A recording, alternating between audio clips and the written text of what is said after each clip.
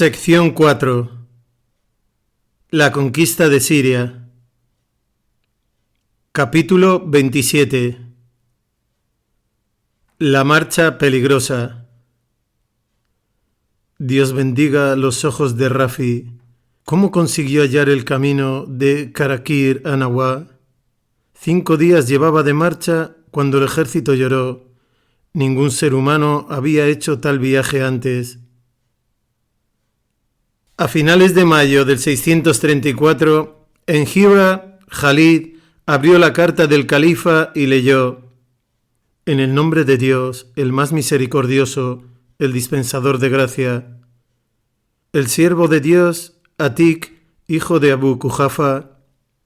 Nota: aunque es conocido como Abu Bakr, el nombre del califa era Abdullah y también recibió del santo profeta, Dios le bendiga y guarde, el nombre de Atik. A Jalid, hijo de Al-Walid, la paz sea contigo. Alabanzas a Dios, aparte del cual no hay otra deidad, y sus bendiciones sean sobre su enviado, Muhammad, Dios le bendiga y le dé paz. Marcha hasta llegar a la concentración de musulmanes en Siria, pues viven en estado de gran ansiedad.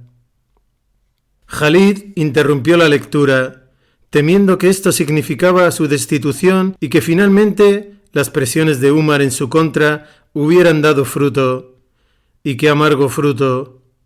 Esto debe ser obra del zurdo. Siente celos de mí por haber conquistado Irak, murmuró Jalid, pero sus temores se transformaron en alegría al seguir leyendo.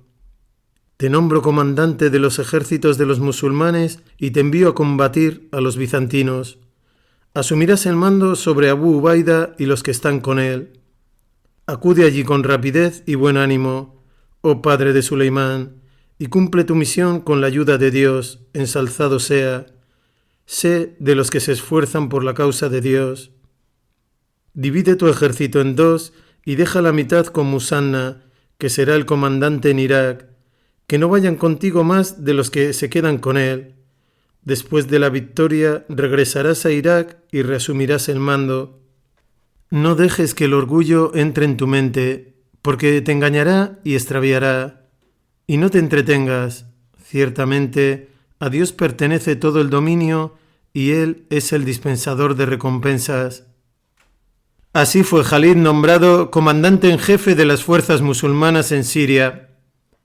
Jalid se puso inmediatamente a hacer los preparativos para esta marcha. Expuso a Musanna las instrucciones del califa, dividió su ejército en 2 y entregó una mitad a Musanna. Pero en esta división del ejército, Jalid intentó conservar a su lado a todos los compañeros del profeta, los emigrantes y los ansar, que eran hombres tenidos en gran estima por los soldados. Musanna se opuso con fuerza a esto.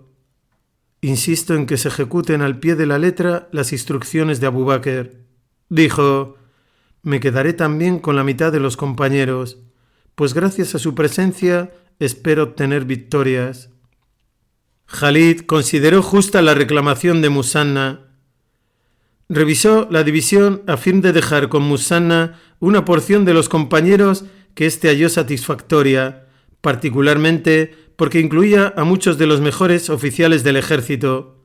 Hecho esto, Jalid estaba preparado para partir hacia Siria. Esta era la forma en que Abu Bakr asignaba a sus generales su misión, el territorio en el que esa misión debía ejecutarse y los recursos de que podían disponer para ese propósito.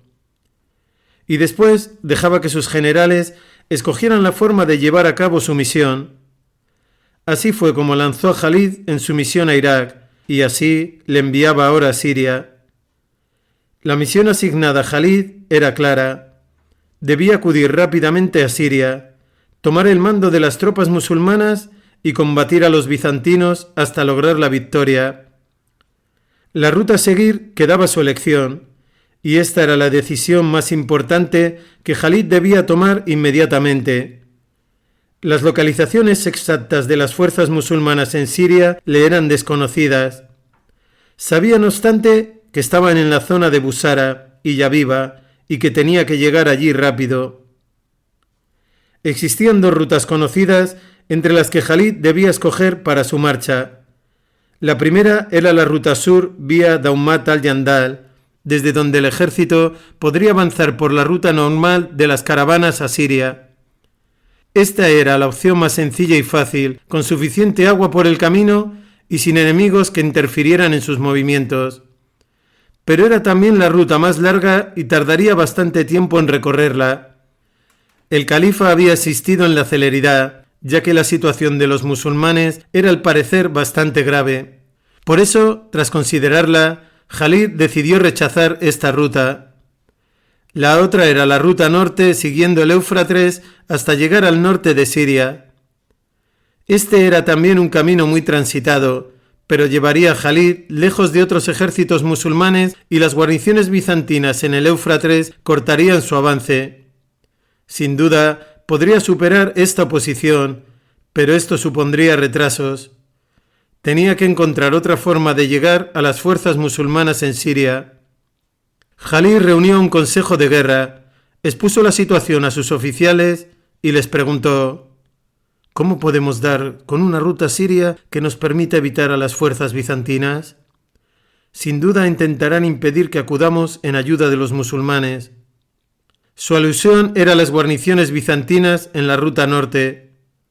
No conocemos ningún camino, respondieron los oficiales, que permita el avance de un ejército, aunque un hombre solo pueda tomar dicha ruta.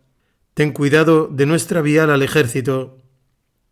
Jalid, sin embargo, estaba decidido a hallar una nueva ruta y repitió la pregunta. Ninguno de los oficiales ofreció una respuesta excepto un insigne guerrero llamado Rafi ibn Umayra.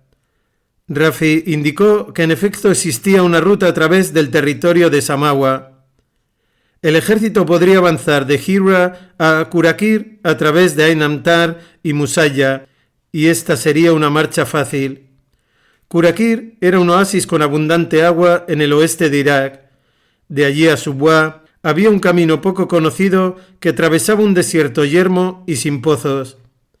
En Subwa de nuevo encontrarían abundante agua, y a una jornada antes de Subwa habría un manantial que él estaba convencido podía proveer al ejército de suficiente agua. La parte más peligrosa de este viaje era la que iba de Kurakir a ese manantial, unos 190 kilómetros. Pero Rafi hizo una advertencia. No es posible recorrer esta ruta con un ejército. Aún para un viajero solitario supone un gran riesgo para su vida. Son 5 días de máxima dificultad sin una gota de agua y el peligro constante de extraviarse. Los oficiales presentes asintieron. Llevar a un ejército por semejante ruta, exponiendo a toda la tropa a extraviarse y morir de sed, era algo que ningún hombre en su sano juicio consideraría. Con la voz tranquila, Jalid dijo: «Seguiremos esa ruta». Al ver los gestos de alarma en los rostros de los oficiales, añadió: «Que no flojee vuestra determinación. Sabed que la ayuda de Dios llega según vuestros merecimientos. Los musulmanes no debemos temer a nada si contamos con la ayuda de Dios». El efecto de sus palabras fue instantáneo. Al unísono, sus oficiales respondieron: «Eres un hombre a quien Dios ha dado su complacencia. Haz lo que creas mejor». Y con gran entusiasmo, el ejército de Jalid se preparó para la marcha siria siguiendo una ruta que ningún ejército había atravesado antes y que era conocida solo por un nombre: Rafi ibn Umayra. A principios de junio del 634, a primeros de Rabi al-Akhir del 13º año de la Égira, Jalid partió de Hira con un ejército de 9.000 hombres. Nota: el número de tropas en esta expedición varía mucho. Según las distintas estimaciones, entre 500, 700, 800, 6.000 y 9.000 hombres, pero la última cifra es la correcta. Esa era la mitad del ejército, tal como había ordenado Abu Bakr, y todos los cronistas antiguos afirman en sus relatos de la campaña de Siria que el contingente musulmán lo formaban 9.000 hombres que partieron de Irak con Jalid. No se permitió a las mujeres y niños acompañar al ejército. quedaron en Hira con órdenes de Jalid de ser enviados a Medina, en donde deberían permanecer hasta que fuera conveniente hacerlos trasladar a Siria. El ejército avanzó vía Aimamtar. Sandauda. Nota. Sandauda es la ciudad en ruinas de Maishad, situada a pocos kilómetros al este del actual Ramadi. Y Musaya, hasta llegar a Kurakir. Hasta aquí Musanna acompañó a Jalid, para después despedirse y regresar a Hira a seguir con su misión de vigilar la nueva frontera con Persia. El ejército acampó para hacer noche en Karakir y llenó sus odres y otras vasijas con suministros de agua suficiente para proveer a las necesidades de hombres y animales durante 5 días. Al día siguiente temprano, cuando la peligrosa marcha estaba a punto de comenzar, Rafi fue de nuevo a ver a Jalid. Se sentía inseguro. «Comandante», imploró, «no puedes atravesar este desierto con un ejército. Por Dios, que un viajero solitario no podría intentar este viaje sin grave peligro para su vida». Jalid se volvió a él airado. «Maldita sea, Rafi», le dijo, «por Dios, que si conociera otra ruta para llegar a Siria rápidamente la tomaría. Obedece las órdenes». Rafi acató la orden y guió a los 9.000 hombres del ejército de Jalid hacia el interior del desierto. Como de costumbre, los hombres viajaban montados en camellos, llevando de las riendas a los caballos. Era el mes de junio, cuando el sol cae en misericordia sobre las arenas del desierto, destruyendo cualquier vestigio de vida y retando a los hombres a adentrarse en ese yermo torturado y sin agua. Los hombres juiciosos no sabían hacerlo, y menos en esta época del año, y menos en tan gran número, y menos aún cuando el destino de los musulmanes en Siria dependía del éxito de su empresa.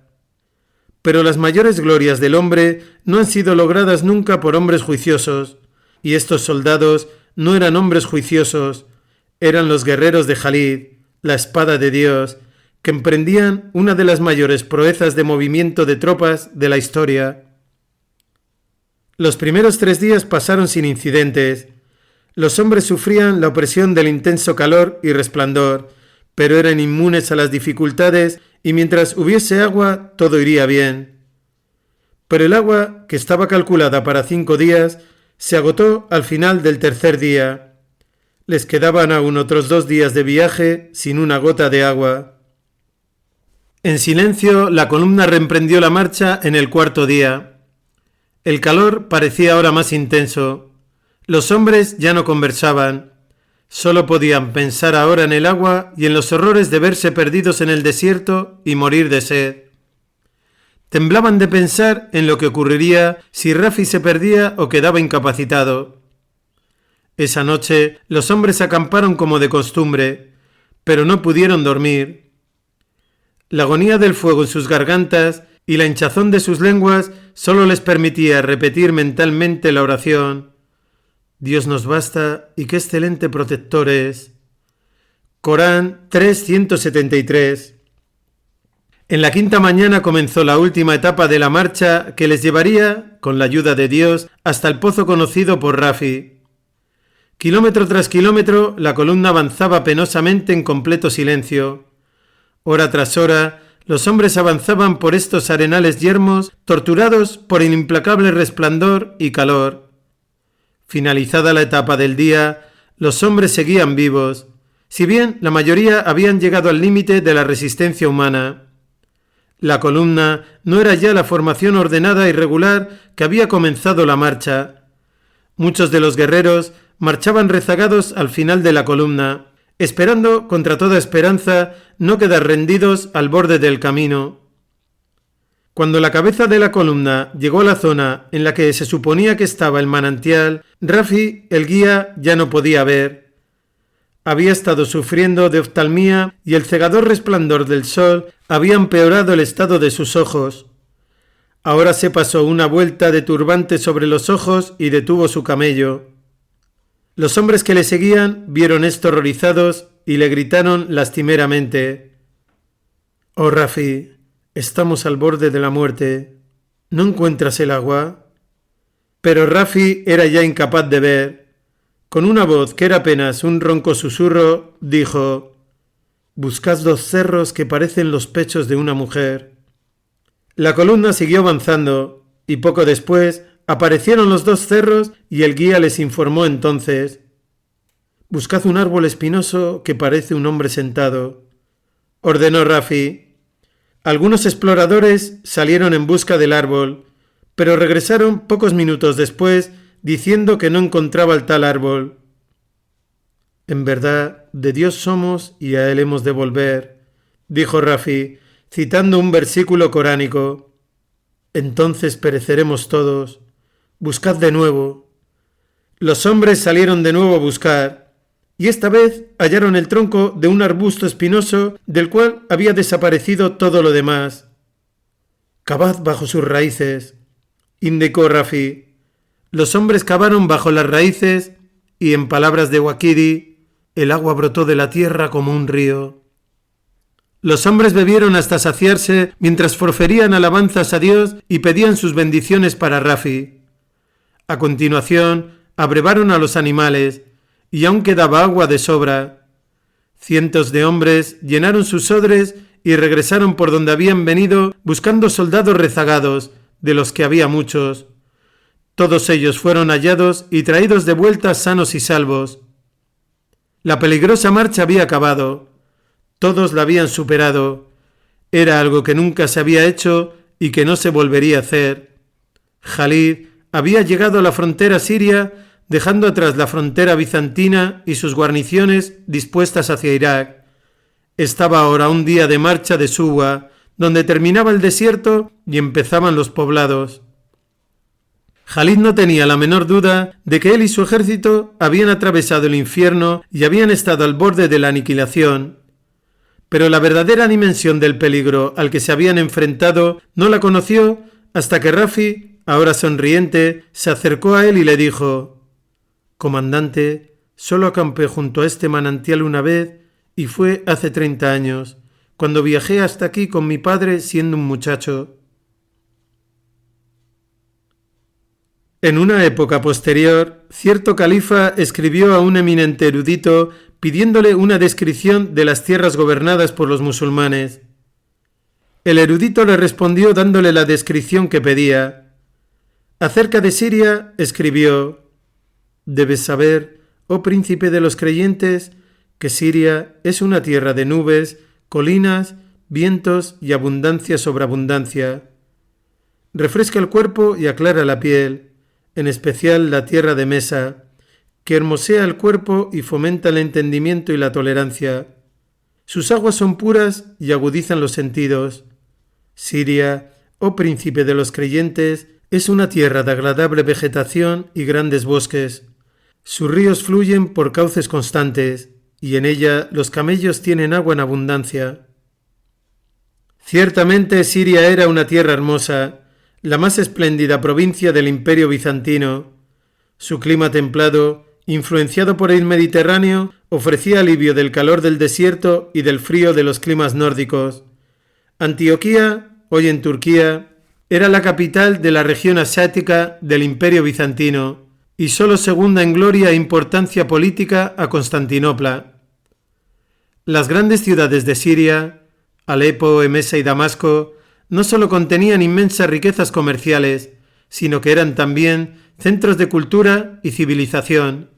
Sus prósperos puertos en el Mediterráneo, Latakia, Trípoli, Beirut, Acre y Jaffa, recibían barcos de todo el mundo conocido y canalizaban un intenso comercio internacional. Políticamente, la región siria estaba formada por 2 provincias: Siria propiamente dicha, que se extendía de Antioquía y Alepo en el norte hasta el extremo norte del Mar Muerto, y Palestina, una provincia que se extendía al oeste y sur del Mar Muerto e incluía los sagrados lugares de las 3 grandes religiones y ciudades no menos ricas y sofisticadas que cualquier otra en el mundo.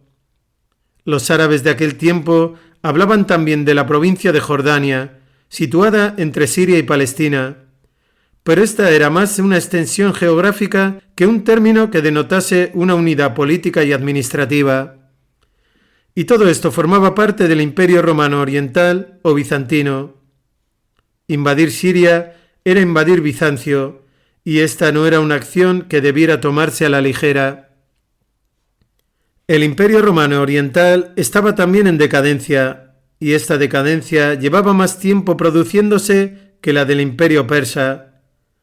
Este último gozaba aún de cierto grado de estabilidad y poder, que eran debidos, entre otros factores, a la poderosa dinastía sasánida, que había reinado en sucesión ininterrumpida durante los últimos 4 siglos.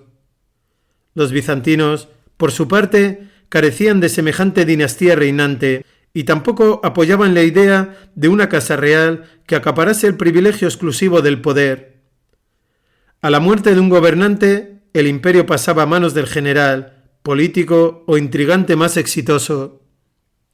Pero el ejército de Bizancio era todavía un poderoso instrumento para sus guerras imperiales, y después del ejército persa, era la más eficiente y formidable máquina militar del mundo.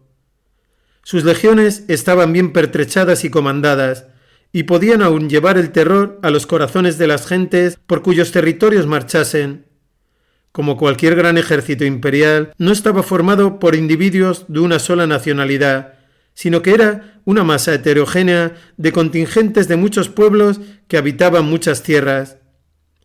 En sus filas servían romanos, eslavos, francos, griegos, georgianos, armenios, árabes y otros de tribus remotas. Estos soldados nutrían las guarniciones de las ciudades de Siria, la mayoría de las cuales estaban fortificadas. Al igual que Irak, Siria era en parte tierra de árabes, especialmente sus partes oriental y sur. Los árabes llevaban allí desde tiempos prerromanos, y cuando el emperador Constantino hizo del cristianismo la religión del imperio a principios del siglo IV después de Cristo, esos árabes se habían hecho cristianos. Pero los árabes de Siria eran una minoría insignificante hasta la migración del Yemen de la poderosa tribu de Ghazán, ocurrida pocos siglos antes del Islam. Durante algún tiempo, los Ghazán combatieron a las guarniciones bizantinas en el este de Siria. Entonces, cuando los bizantinos se dieron cuenta de su espíritu marcial y su talento para la guerra, hicieron la paz con ellos y les dejaron asentarse en Siria como un pueblo semiautónomo con su propio rey. La dinastía ghazánida se convirtió en una de las más celebradas dinastías reales del imperio, y el rey ghazánida gobernaba a los árabes de Jordania y el sur de Siria desde su capital de Busra. El último de los reyes ghazsánidas, el que ocupaba el trono en tiempos de la invasión de Jalid, era Yabla ibn al-Ayham. Este hombre compartía con Adi ibn Hatim, ya mencionado en este libro, la distinción de ser el árabe más alto de la historia. Sus pies también rozaban el suelo cuando montaba en su caballo. Esto era Siria, y esta su situación política y militar a la llegada del ejército musulmán en las primeras semanas del 13º año de la Égira. El hombre que lideró la primera incursión militar de consideración en Siria era tocayo de Khalid ibn Said, un hombre cuya habilidad militar era exactamente lo opuesto de la de Khalid. Hacia finales del año 12º de la Égira, comienzos del 634, Abu Bakr lo emplazó a Taima, a cierta distancia al norte de Medina, con un destacamento que serviría como reserva general. Mientras se encontraba en Taima, Khalid ibn Said pensó en invadir Siria, y para este proyecto pidió permiso al califa. Abu Bakr no quería intentar la conquista de Siria con un pequeño destacamento, especialmente si estaba comandado por un general sin experiencia. Pero los musulmanes sabían poco sobre la situación militar en Siria y Abu Bakr pensó en hacer de esta operación una especie de reconocimiento del terreno.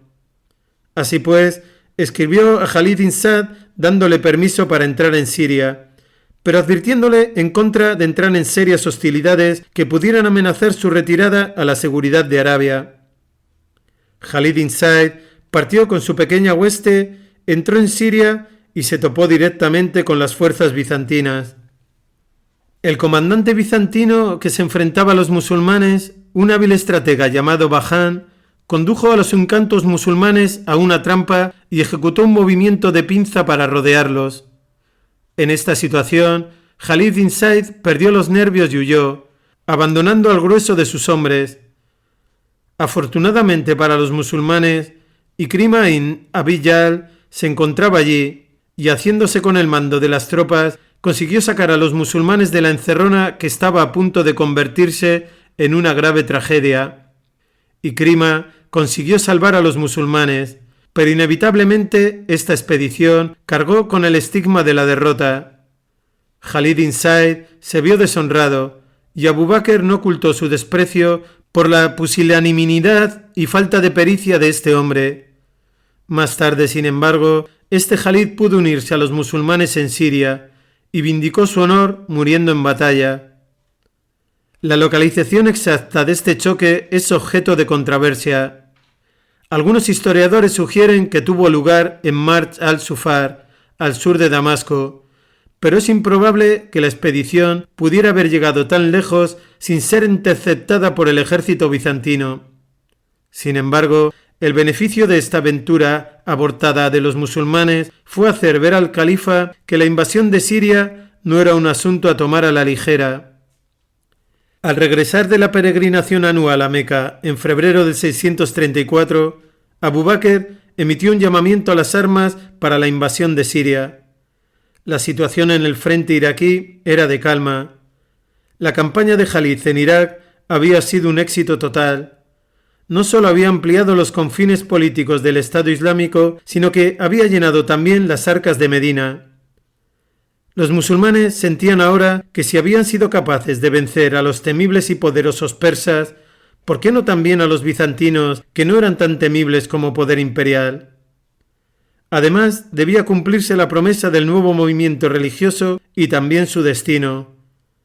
El Islam era una bendición para toda la humanidad, y el mensaje debía ser llevado a toda la humanidad. Los contingentes tribales respondieron con entusiasmo al llamamiento de Medina. Acudieron a millares de toda la península y desde lugares tan lejanos como Omán y el Yemen. Vinieron montados y armados para la batalla, pero trajeron también a sus mujeres e hijos con ellos. Solo los que habían apostatado quedaron excluidos del llamamiento. Esta concentración de la virilidad sana de la Arabia musulmana empezó y se completó en marzo del 634, Muharram del 13º año de la Hégira. Abu Bakr organizó las fuerzas disponibles en 4 cuerpos, cada uno con 7.000 hombres. Los comandantes de estos cuerpos y sus objetivos fueron los siguientes. A.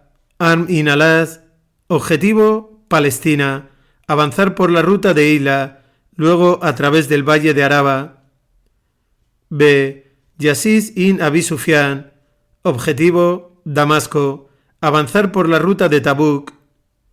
C. Surahbil ibn Hassana, objetivo Jordania, avanzar por la ruta de Tabuk detrás de Yazid.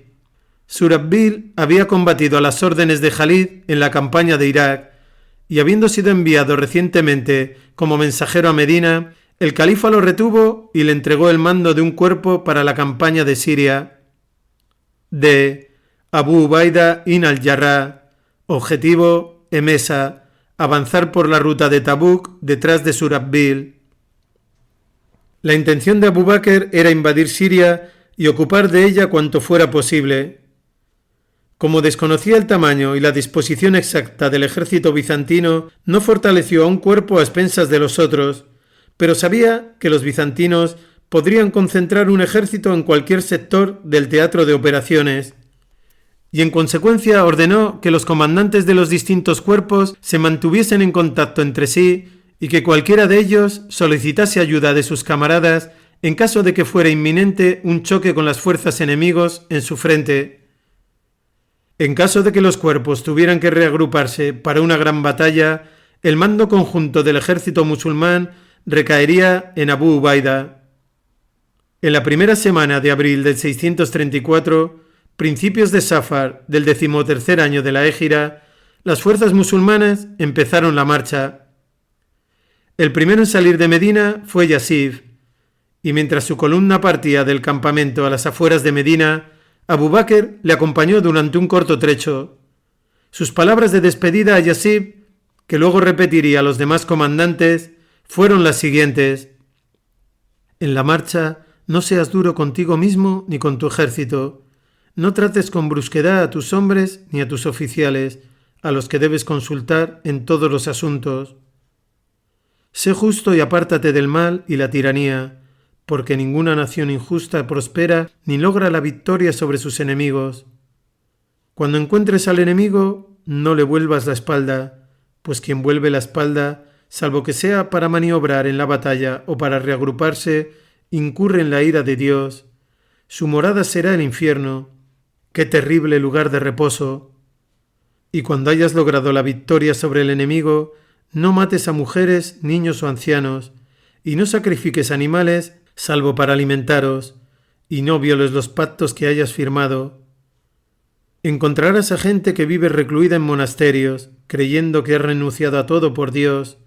Déjales en paz y no destruyas sus monasterios. Y encontrarás a otra gente que son partisanos de Satán y adoradores de la cruz, que se afeitan el centro de la cabeza de forma que puedes ver el cuero cabelludo. Golpeadles con vuestras espadas hasta que se sometan al Islam y paguen el jizya. Te encomiendo al cuidado de Dios. Con este discurso, Abu Bakr estaba siguiendo el ejemplo del santo profeta, Dios le bendiga y guarde, el cual, cuando despedía una expedición militar, aconsejaba a su comandante: combate por la causa de Dios, combate pero no excedas los límites de lo correcto, y no seas traicionero, y no mutiles, y no mates a mujeres o niños, y no mates a los que viven en monasterios.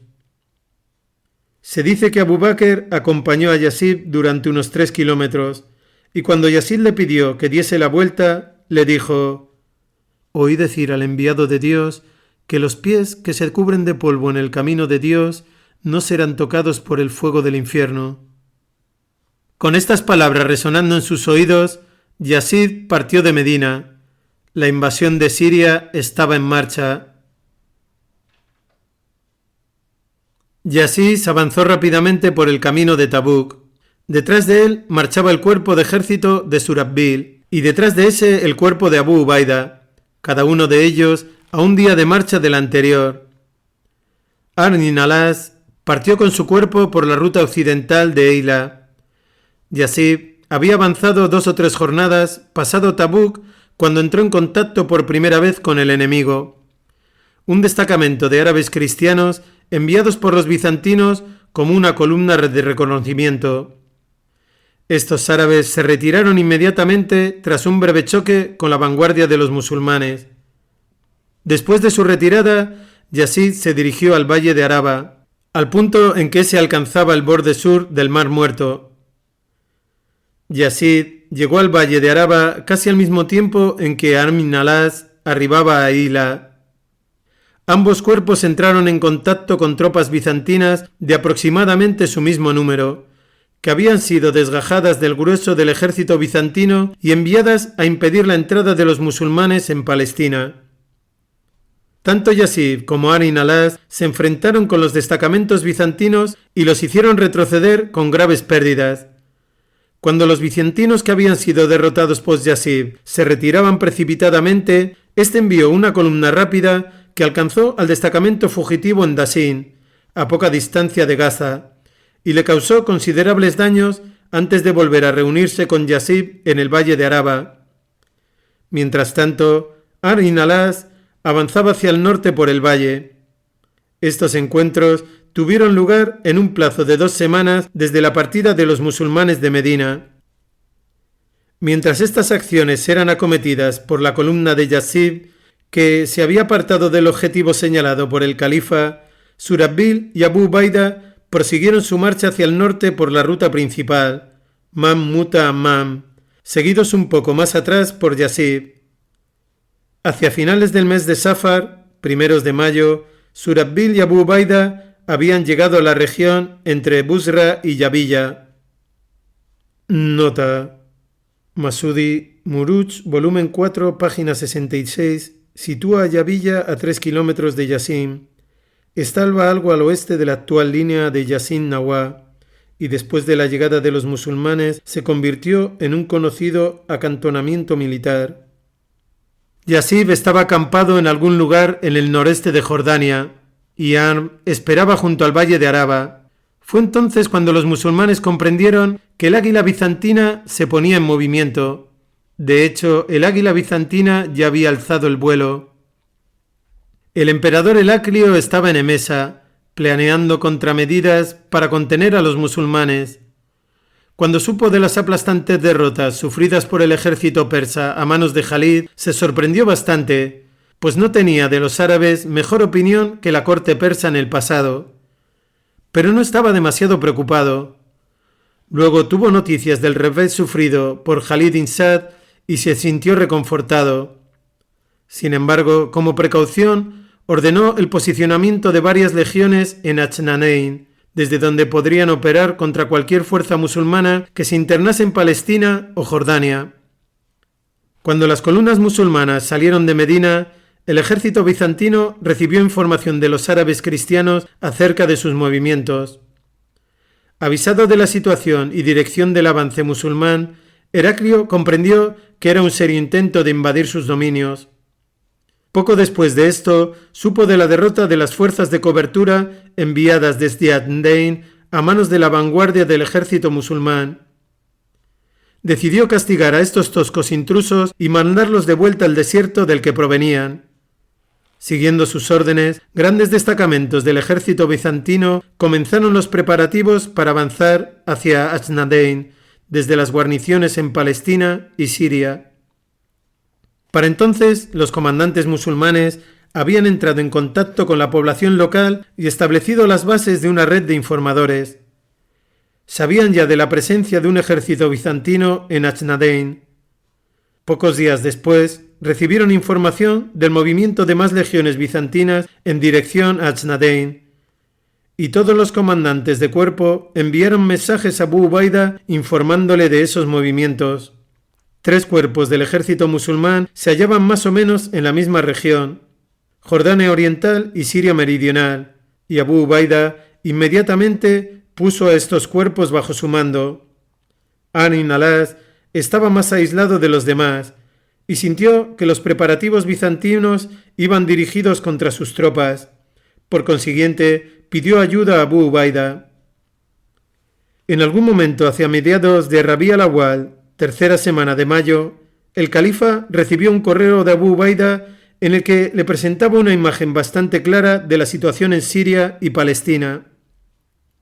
Los cálculos de los musulmanes sugerían que pronto los ejércitos bizantinos tendrían un ejército de 100.000 hombres en Ajnain, desde donde podrían atacar frontalmente a Amr ibn al-As o maniobrar contra los flancos y la retaguardia de los otros 3 cuerpos de los musulmanes. Esta estimación de las fuerzas bizantinas no distaba mucho de la realidad, como veremos más adelante. La situación había dado un vuelco preocupante. Los bizantinos poseían un poderío muy superior al que los musulmanes habían calculado cuando lanzaron la invasión, y estaba claro que no iban a quedarse sentados en sus plazas fortificadas a esperar un ataque. Estaban concentrando un gran ejército para plantear una gran batalla ofensiva a campo abierto. Los musulmanes tendrían que enfrentarse al ejército imperial en una batalla regimentada o retirarse rápidamente a Arabia, 2 alternativas desagradables de imaginar. El califa enseguida rechazó la segunda. Una retirada a Arabia ante la amenaza bizantina estaba descartada. La invasión de Siria había sido iniciada y debía proseguir. Pero lo que causaba mayor ansiedad a Abu Bakr era la cuestión de quién debía comandar al ejército musulmán. Abu Bakr había ordenado que Abu Ubaida asumiera el mando del ejército cuando los cuerpos se unieran para una batalla. Abu Ubaida era un hombre sabio e inteligente y un musulmán muy estimado y respetado. Era asimismo un hombre de reconocido valor personal, pero conociendo su carácter amable y tierno y su falta de experiencia en el mando de fuerzas militares en grandes operaciones, Abu Bakr tenía serias dudas sobre su capacidad para liderar a todo el ejército musulmán en un serio enfrentamiento con el poderoso y sofisticado ejército del Imperio Romano Oriental. Abu Bakr llegó a la mejor conclusión posible en esas circunstancias. Enviaría a Khalid ibn al-Walid a asumir el mando del ejército musulmán en Siria. Khalid acababa de destrozar al ejército persa en varias cruentas batallas. Khalid sabría qué hacer. Una vez hubo tomado esta decisión, Abu Bakr se sintió aliviado, como si acabaran de quitarle un gran peso de encima. «Por Dios», dijo, «destruiré a los bizantinos y a los amigos de Satán con Khalid ibn al-Walid».